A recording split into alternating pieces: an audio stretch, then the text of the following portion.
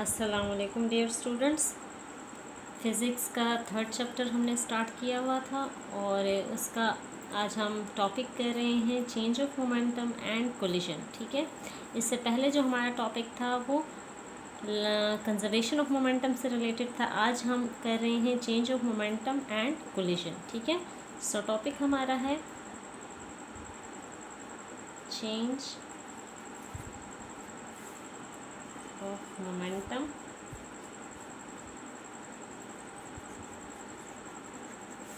And collisions. ठीक है, अच्छा जी। कोलिशन क्या है? कोलिशन टकराव को कहते हैं। ठीक है, यानी जब पार्टिकल्स आपस में टकराते हैं तो उनका वो टकराना कोलिशन कहलाता है।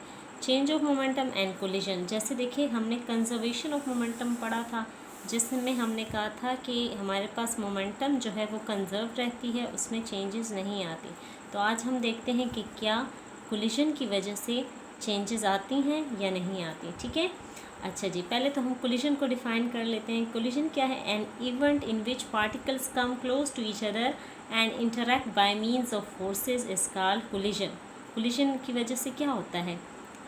जब दो या दो से ज़्यादा पार्टिकल्स आपस में टकराते हैं तो आपस में एक दूसरे को क्या करते हैं? फोर्स पास करते हैं ना।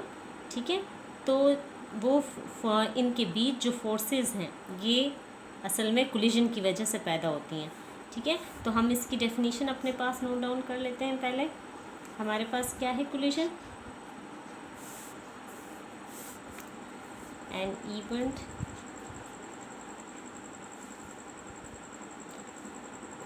in which particles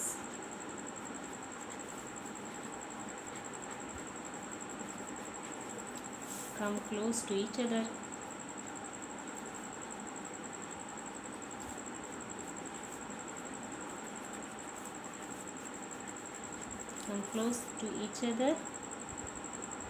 and interact. ठीक है, and interact by means of forces.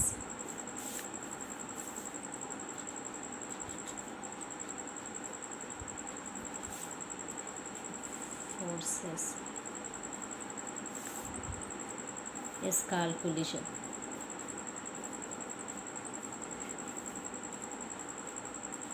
अच्छा जी,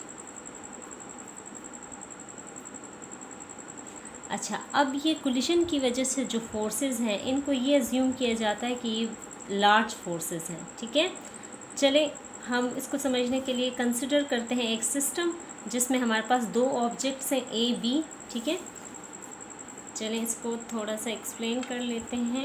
एक्सप्लेनेशन में हम लिखेंगे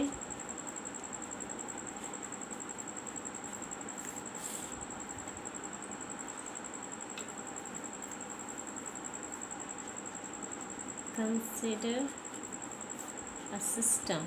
ठीक है, एक सिस्टम को हम कंसिडर कर लेते हैं कंसिस्टिंग ऑफ टू ऑब्जेक्ट्स।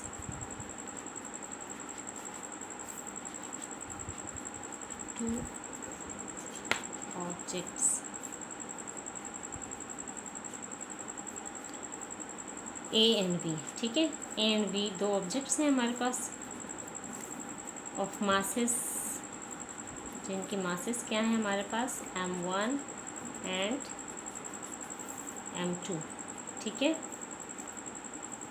और ये मूव कर रही हैं मूविंग विद वेलोसिटीज़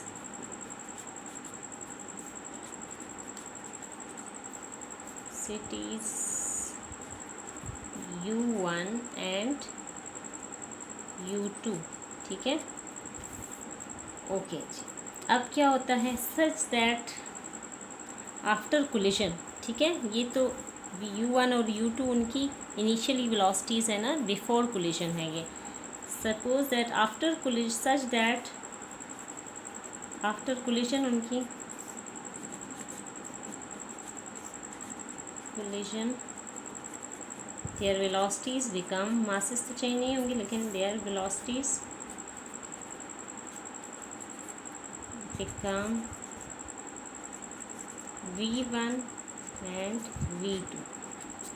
ठीक है, v1 और v2 हो गई वेलोसिटीज़।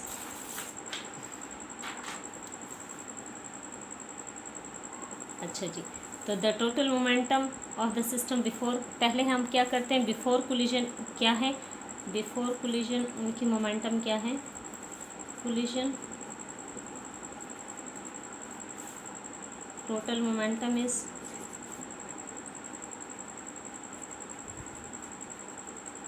टोटल मोमेंटम हमारे पास बिफोर कोलिजन है m1 u1 plus m2 u2, ठीक है, दिस इज़ इनिशियल मोमेंटम, ठीक है, इनिशियली मोमेंटम ये है। बट आफ्टर कोलिजन क्या हो जाता है, टोटल मोमेंटम आफ्टर कोलिजन, वो भी नोट कर लेते हैं। Momentum after collision, after collision बन जाता है P final is equal to m1 v1 plus m2 v2, ठीक है, ये आफ्टर कोलिजन उनके मोमेंटम्स हैं। बट हमें law of conservation of momentum पता है ना, तो हम अपना वो रेफरेंस देंगे कि हमारा रेफरेंस हम क्या देंगे, by law of conservation of momentum, conservation of momentum, momentum. अच्छा जी, law of conservation of momentum में हमने क्या पढ़ा था कि मोमेंटम जो है वो सेम रहती है, वो चेंज नहीं होती, ठीक है। So by law of conservation of momentum हमने पढ़ा था कि हमारे पास फाइनल मोमेंटम इक्वल होता है इनिशियल मोमेंटम के, यानी मोमेंटम में चेंजेस नहीं आती। सो देयरफॉर हम क्या कहेंगे कि हमारे पास यहाँ भी कोई चेंजेस नहीं आई। क्यों? क्योंकि हमने law of conservation of momentum में पढ़ा था ना कि जब तक कोई एक्सटर्नल फोर्स अप्लाई नहीं होती तो कंजर्वेशन में कोई चेंजेस नहीं आती, ठीक है। तो यहाँ पे भी जाहिर है एक्सटर्नल, हमने कहा ना कोलिजन एक आइसोलेटेड सिस्टम में ये कोलिजन हो रही है। कोलिजन अगर हो भी रही है तो दो मासेस के बीच हो रही है और वो आपस में कोलाइड कर रहे हैं, लेकिन बाहर से कोई फोर्स उन पर एक्ट नहीं कर रही, ठीक है। बाहर से जब एक्सटर्नल फोर्स एक्ट नहीं कर रही तो हमारे पास मोमेंटम कंजर्व रहती है, तब मोमेंटम में कोई चेंजेस नहीं आते, क्योंकि मोमेंटम में चेंज तब आएगा जब आप एक्सटर्नल फोर्स अप्लाई करोगे। जब यहाँ कोई एक्सटर्नल फोर्स अप्लाइड नहीं है, सिस्टम के अंदर जो है कोलिजन हो रही है, तो इसलिए हम यहाँ पे क्या कहेंगे कि मोमेंटम हमारे पास कंजर्व्ड रहेगी, यहाँ कोई चेंजेस नहीं आएंगी, ठीक है। सो देयरफॉर हमारे पास जो इनिशियली है m1 v1 जो फाइनल है हमारे पास, ठीक है, ये इक्वल होगा, जो फाइनल मोमेंटम है this will be equal to initial momentum which is m1 u1 plus m2 u2। क्यों? Because this whole process is done in an isolated system. अगर कोलिजन भी हो रही है तो आइसोलेटेड सिस्टम में हो रही है, एक्सटर्नल कोई फोर्स अप्लाई नहीं हो रही, तो इसलिए हमारे पास मोमेंटम कंजर्व रहेगी। यानी अगर हमारे पास कोलिजन हो भी रही है लेकिन हमारा कोलिजन होने के बावजूद एक्सटर्नली कोई फोर्स अप्लाई नहीं हो रही, तो हमारी जो मोमेंटम है वो कंजर्व रहेगी। उम्मीद है स्टूडेंट्स आपको समझ आ गई होगी। नेक्स्ट टॉपिक तक के लिए अल्लाह हाफिज़।